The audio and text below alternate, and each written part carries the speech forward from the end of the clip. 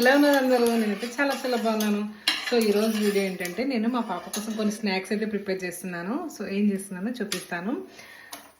So first dry fruit laddu అయితే చేద్దామని ఇలా డ్రై ఫ్రూట్స్ అన్ని రోస్ట్ చేసి పెట్టుకున్నాను అనమాట. ఆల్మండ్ అండ్ పిస్తా, క్యాషు అన్నీ. సో నేను ఫస్ట్ కొన్ని డ్రై ఫ్రూట్స్ అయితే రోస్ట్ చేసుకున్నాను. Almond and pumpkin seeds, flax seeds and sunflower seeds అవన్నీ కూడా బాగా రోస్ట్ చేసుకున్నాను ఘీలో. అది కాకుండా ఇంకా జీడిపప్పులు అంటే క్యాషూ నట్స్, పిస్తా రెండు రోస్ట్ చేసుకున్నాను. యాక్చువల్గా సపరేట్గానే రోస్ట్ చేశాను, బట్ మా పాప కలిపేసింది అనమాట అన్నీ.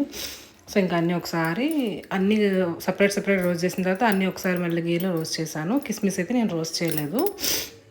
సో ఇవి నేను తీసుకున్న డ్రై ఫ్రూట్స్. ఇందులో కొన్ని చియా సీడ్స్ కూడా యాడ్ చేస్తాను. అండ్ డేట్స్ వచ్చేసి నేను ఈసారి ఈ డేట్స్ అయితే యూజ్ చేస్తున్నాను.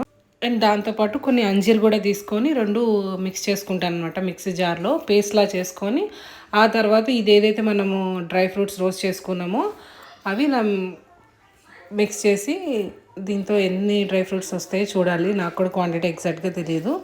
సో ఫస్ట్ నేను చేసుకుని ఈ పేస్ట్కి అయితే ఒక 15 వరకు వచ్చాయి డ్రై ఫ్రూట్స్.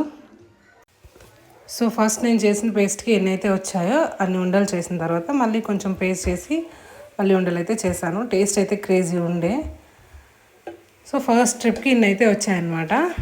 మళ్ళీ పేస్ట్ చేశాను, అంతా మిగిలిపోయింది డ్రై ఫ్రూట్స్. సో యాక్చువల్గా క్వాంటిటీ కొంచెం తక్కువే చేశాను, ఎందుకంటే పాప డైలీ 1 కన్నా ఎక్కువ తినలేదు కదా.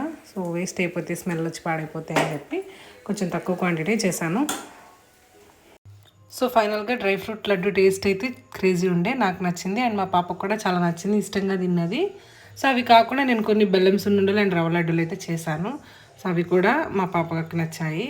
సో ఇది ఫైనల్గా వీడియో. నచ్చితే లైక్ చేయండి, షేర్ చేయండి, సబ్స్క్రైబ్ చేసుకోండి. Thank you all.